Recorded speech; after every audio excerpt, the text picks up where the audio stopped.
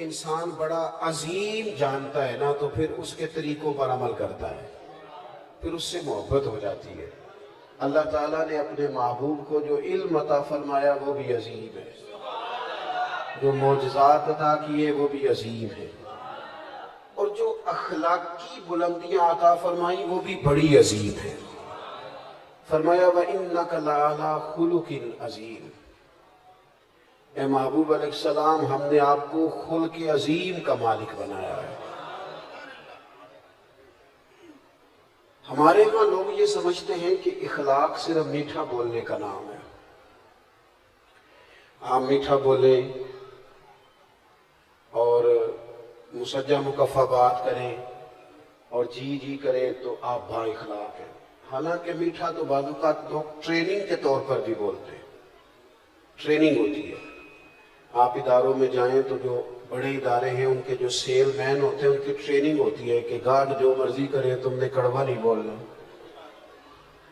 آپ چلے گئے بڑی دکان پر، آپ نے کہا مجھے کپڑے چاہیے، تو وہ سیل مین آپ کو سارے تھان کھول کے دکھا دیتا ہے۔ آپ نے کہا نہیں یار تیرے پاس وہ نہیں جو مجھے چاہیے، تو وہ کہتا ہے ٹھہرے کچھ پیچھے بھی پڑے، سارے اس نے کھول دیا۔ آپ نے کہا تجھے کہا تھا نا تیرے پاس وہ نہیں ہے جن کی مجھے ضرورت ہے، تو پھر بھی آپ کو ناراض نہیں کرتا، کڑوا نہیں بولتا، کہتا ہے جناب اگلے ہفتے آئیے گا مال اور بھی آنا ہے۔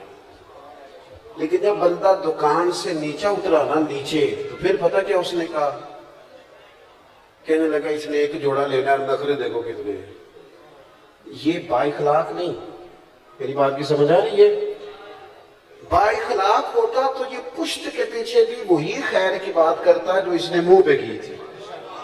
یہ با اخلاق نہیں، اس کی ٹریننگ ہے کہ اپنا کام نکلوانے کے لیے کسی کے ساتھ میٹھا۔ اصل آپ کسی بندے کے بارے میں اصل وہ ہوتی ہے جو اس کے پشت کے پیچھے آپ بات کرتے ہیں، منہ پر تو ساری تعریف کریں گے۔ تو بہت سارے لوگ میٹھا ٹریننگ کے، جہاز کا عملہ جو ہوتا ہے نا،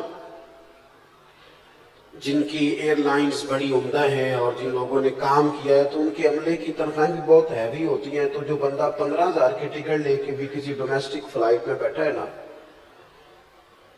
تو وہ تلخ بات بھی کرے تو عملہ تلخ بات نہیں کرتا۔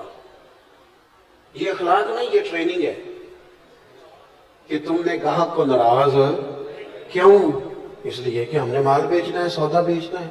تو یہ ٹریننگ ہے۔ ڈھیر سارے لوگ ٹریننگ کے طور پر میٹھا بولتے ہیں، اور کچھ لوگ مطلب نکالنے کے لیے بھی میٹھا بولتے ہیں کہ چلو کام پڑ گیا ہے تو ذرا میٹھا بولو۔ فقط میٹھا بولنا اخلاق نہیں، میٹھا بولنا بھی ایک جز ہے اخلاق کا، پر صرف میٹھا بولنا اخلاق نہیں، سچ بولنا اخلاق ہے۔ واقعے کے مطابق بات کرنا اخلاق ہے۔ گفتگو کرنا تو ترازو عدل کے ساتھ اپنے علاوہ بھی کسی کی خوبی مان لینا، یہ بھی اخلاق ہے۔ جو اچھا ہو اسے اچھا کہنا، چاہے وہ ہمارا حمایتی ہو یا مخالف ہو۔ اگر وہ خیر والا ہے تو پھر جرت ہو یہ کہنے کی کہ بندہ ٹھیک ہے۔ یہ اخلاق ہے۔ آپ کا صبر اخلاق ہے، شکر اخلاق ہے، جو اللہ نے دیا ہے اس پر گزارا کرنا، قناعت پسند ہونا، یہ اخلاق ہے۔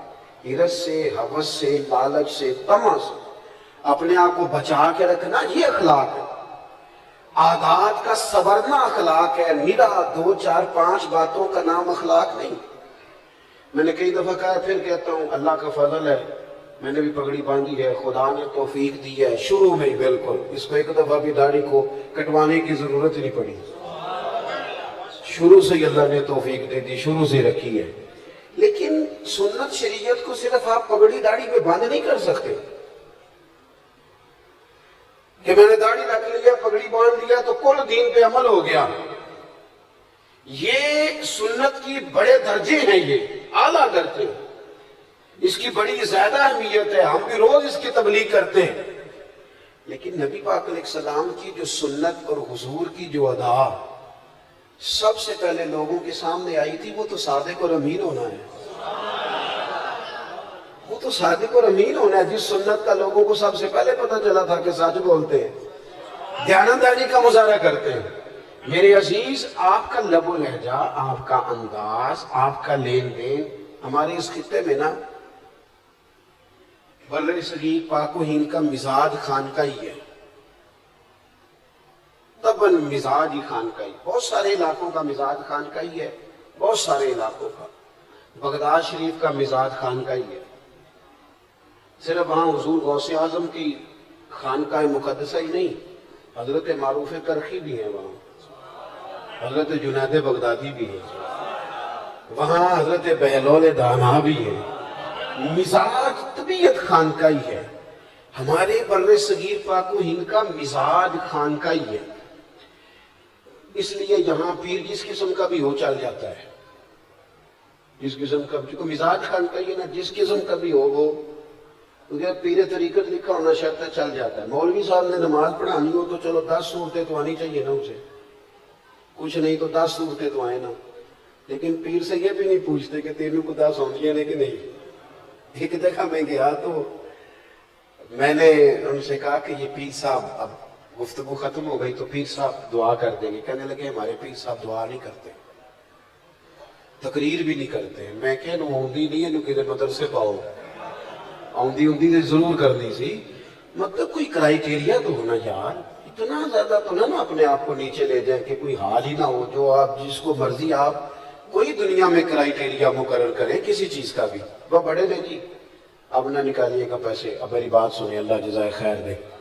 دوست، اخلاقی رویوں میں مضبوطی لانے کے لیے ہمارے صوفیاء نے، یہ مزاج صوفیانہ ہے یہاں، اب یہ تبلیغ تو یہاں صوفیاء نے کی، دین انہوں نے پھیلایا، لیکن جو تعارف ہے نا مذہب اسلام کا ہندوستان میں، تعارف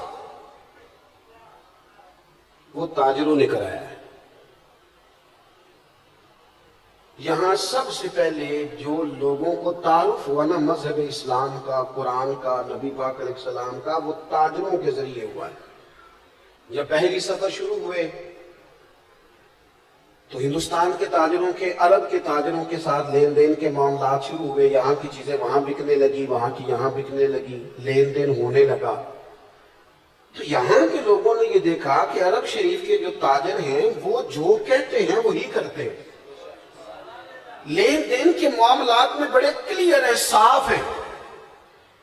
ان کا وہ مزاج کی نفاست دیکھ کر یہاں کے لوگوں نے پوچھا تم کس دین کے ماننے والے ہو؟ تو جب یہ پوچھنا پڑا کہ یہ جو تمہارا لہجہ ہے، یہ جو تمہارا معاملات ہیں، لینے دینے کا صفائی ہے، کس مذہب سے تمہارا تعلق ہے، اتنا اعلیٰ اخلاقی رویہ، تو عرب تاجروں نے کہا ہم رسول رحمت کے دین کے ماننے والے ہیں۔ آپ جب تک اپنے اخلاقی رویوں میں تبدیلی نہیں لاتے، مزاج میں تبدیلی نہیں لاتے، ہمارے حضرت صاحب بڑے جلالی ہیں جی، کس بنیاد پر جلالی ہے؟ تاجروں پر جلال کرتے ہیں، کروڑ پتی بندے پر جلال کرتے ہیں، کس پر جلال کرتے ہیں؟ ماڑا مرید آ گیا نا بیچارہ جس نے دینا کچھ نہیں، اور ویسے بھی نفسیاتی ہے، تھوڑا دکھی زیادہ ہے، کاروبار نہیں چلتا، روز یہ آ جاتا ہے وظیفہ دسو تویز دو، اس پر جلال آتا ہے، وہ اچھا نہیں لگتا، وہ برا لگتا ہے، اس کو ڈانٹ دیتے۔ وہ جلالی پیر تو تھے وہ کہ جن کو لوگوں کی غلطیوں پر، ان کے بار بار گناہ کے اصرار پر جلال آتا۔ وہ کون تھے؟ وہ حاجی ابو داؤد محمد صادق جیسے لوگ، جو جلال کرتے تھے کس بات پر کہ تم نے داڑھی کیوں نہیں رکھی، تو سنت پر عمل کیوں نہیں کرتا، یہ تھا جلال، اس کی سمجھ آتی ہے۔ لیکن آپ کس جلال کی بات کر رہے ہیں؟ اخلاقی رویوں کی مضبوطی، آپ کا اٹھنا بیٹھنا، لینا دینا، معاملات زندگی، اس میں نفاست ہو۔ ہمارے ہاں اخلاقی رویوں کی سب سے زیادہ ضرورت گھروں کے اندر ہوتی ہے، اور ہمارا حال یہ ہوتا ہے کہ باہر ہمارا رویہ بالکل ٹھیک ہوتا ہے اور گھر میں ہماری طبیعت بڑی سخت ہوتی ہے۔ حالانکہ سب سے زیادہ ضرورت گھر والوں کو ہے۔ اب وہ جاج صاحب جو ہیں جو گھر جاتے ہیں تو ان کا دل کرتا ہے گھر والے بھی کوئی فیصلہ ہی کرا لیں مجھ سے، کوئی مقدمہ سناؤ تمہارا فیصلہ کریں۔ اور ٹیچر صاحب کہتے ہیں میں گھر جاؤں تو میرا دل ہے سارے کتابیں نکالیں کو سبق پڑھ لیا جائے۔ علامہ صاحب، مفتی صاحب، پیر صاحب، ان کو عادت ہوتی ہے ادب کرانے کی، جوتے کوئی دوسرا ہی اٹھاتا ہے اکثر، تو ان کا بھی دل کرتا ہے کہ جب میں گھر جاؤں نا بس سارے اٹھ کے کھڑے ہو جائیں۔ تو بھئی یہ ساری آپ کی جتنی بھی اللہ نے اعزازات دی ہیں یہ گھر کے باہر ہیں، گھر کے اندر تو آپ بیٹے ہیں کسی کے، بھائی ہے کسی کے، شوہر ہے کسی کے، بیوی منتظر ہے، اس نے سارے دن کی باتیں آپ سے کرنی ہے، وہ سب سے زیادہ خیر کا آپ کو جانتی ہے، لیکن آپ کہتے ہیں میں تھکا ہوا آیا ہوں، تو نے بات شروع کر دی ہے۔ تو باہر تو آپ گپے مارتے ہوئے آ رہے ہیں، یاروں سے دوستوں سے روٹیاں کھائیں، دعوتیں کھائیں، ادھر گئے اور گھر آپ کو کہا 10 منٹ بات سن لیں۔ اول تو جناب کا موڈ ہی ٹھیک نہیں، اور اگر ٹھیک ہے تو آتے ہی موبائل کھول لیا ہے۔ کس کو بات سنائیں؟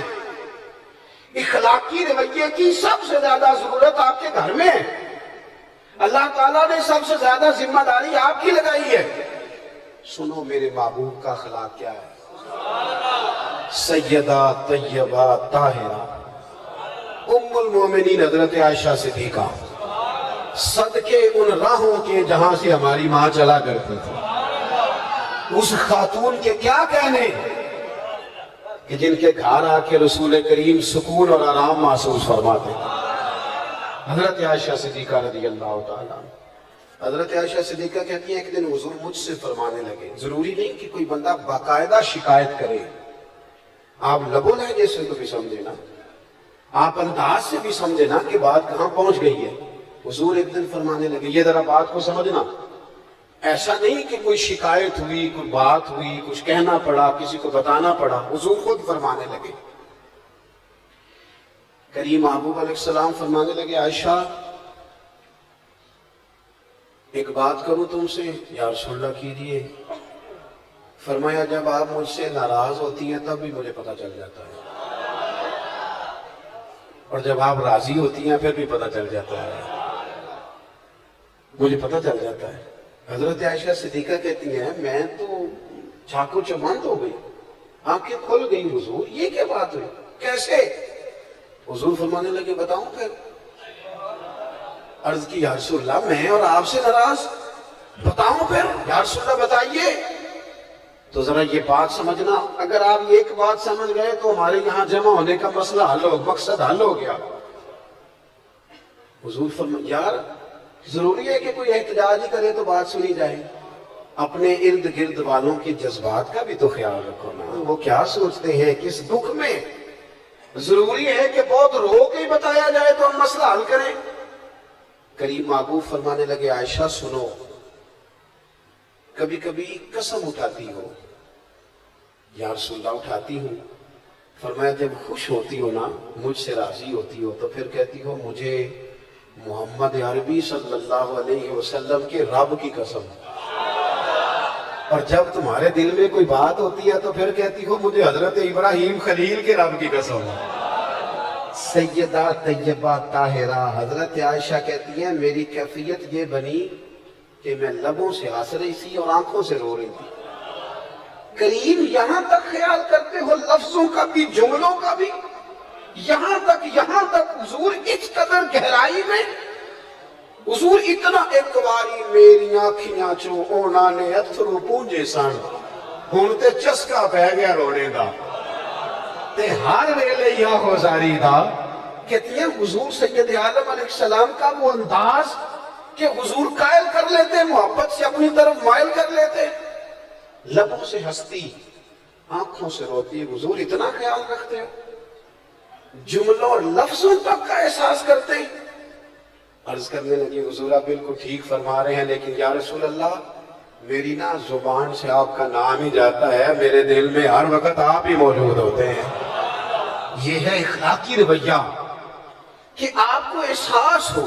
اور یار دیکھو اس بندے سے ہمارا 6 مہینے بھی تعلق رہے نا، کوئی نہ کوئی تلخی آ ہی جاتی ہے۔ یہاں میں نے دیکھا ہے مقدس ترین سفر حرمین کا، مقدس، لوگ بڑے شوق سے مل کے جاتے ہیں، وہاں جا کے شکوے کرتے ہیں ایک دوسرے کے۔ پہلی بات تو یہ ہے کہ مطمئن ہونے کو تو ہم ویسے ہی تیار دیں، اور وہاں جا کے اب تو خیر ماحول اس طرح کا ہے، کئی سال پہلے کی بات ہے، حرم کعبہ کے سامنے 2 لوگ اپنے ٹریول ایجنٹ کا شکوہ کر رہے تھے، سن لوٹنے سے۔ تو میں نے انہیں کہا کہ پہلے تو آپ یہاں شکوہ کر رہے ہیں، اور آپ کو پتہ ہے جگہ وہ ہے کہ ایک گناہ کرے تو لاکھ لکھا جاتا ہے، تو یہ بات اسی طرح سے درست نہیں، آپ دیکھیں تو صحیح بیٹھے کہاں ہیں۔ اور دوسری بات یہ ہے کہ روز لوگ دھوکے کرتے ہیں، میرا تو جی چاہتا ہے جو رب رسول کی بارگاہ میں پہنچاتا ہے نا وہ لوٹ بھی لے تو بڑا ہی اچھا ہے.